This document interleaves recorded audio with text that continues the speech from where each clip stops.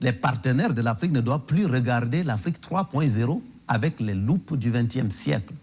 Ceci est fondamental à comprendre et à intégrer. Si nous voulons travailler ensemble, alors ayons des règles sur lesquelles nous pouvons nous entendre. Donc, la situation du Tchad, et ça aussi, je crois que ça a été fondamental de rappeler cela.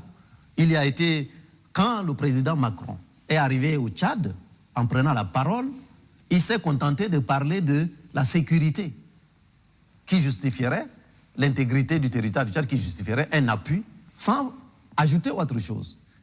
Et puis dans la foulée, je crois que le peuple tchadien qui s'est élevé et qui a rappelé qu'il n'était pas d'accord avec une lecture, je dirais, partielle de la situation du pays. Autant on doit rappeler que la question sécuritaire est importante et l'intégrité, etc. Donc tout ce qui veut nous aider là-dessus, nous sommes preneurs.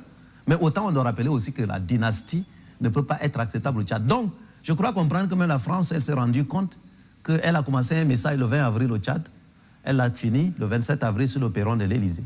Ce que je dis aujourd'hui aux autorités françaises, civiles, militaires, diplomatiques, médiatiques que je rencontre, c'est que c'est sur ça qu'ils sont attendus, la capacité à accompagner, parce qu'ils sont invités, à juste titre ou pas, ils sont là, invités, dans la discussion concernant le Tchad. Ils ne peuvent pas abandonner ça en plein chemin, mais ils doivent tenir jusqu'au bout en rappelant qu'ils ne seront pas là pour soutenir un plan de succession dynastique, parce que nous n'accepterons pas.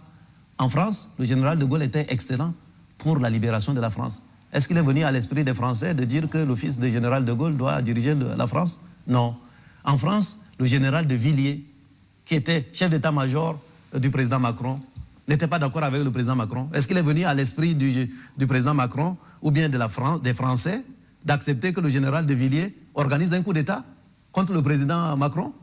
Alors, pourquoi ce qui n'est pas défendable là-bas serait défendable dans nos cieux? En tout cas, pour la situation du Tchad, voilà le message que je porte pour rappeler que les Tchadiens attendent tous les partenaires à l'aune de la démocratie. Et c'est maintenant ou jamais. La junte s'est engagée sur 18 mois. Ça finit en octobre. Ils sont en train de différer le dialogue. Mais ils sont attendus au résultat. Ils se sont engagés même comme ça vis-à-vis de l'Union africaine. Le dialogue. Donc on attend de voir.